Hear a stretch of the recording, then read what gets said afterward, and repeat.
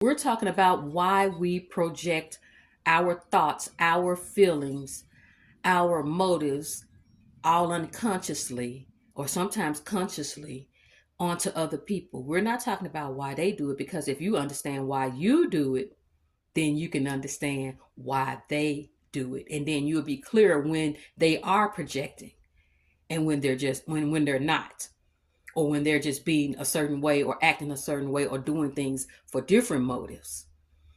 So first you understand why I do it, why you do it, and admitting that sometimes you do it. Sometimes you project your thoughts and your feelings and motives onto other people.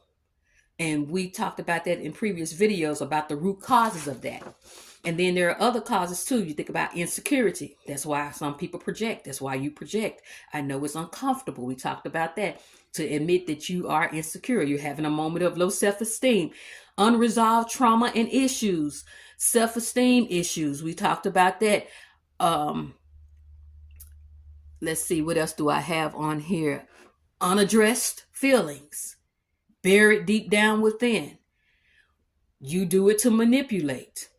Not you doing that to manipulate. Oh, I'm gonna start crying. Oh, I'm gonna start, I'm gonna be, oh, I can't believe you hurt my feelings, blah, blah, blah. And then, now you're using that to manipulate when they're trying to tell you exactly how they feel or what you did. You start crying. Now you're hurt. You go into drama king and drama queen behavior so that they can stop talking about that and pay attention to what you need and settle you down.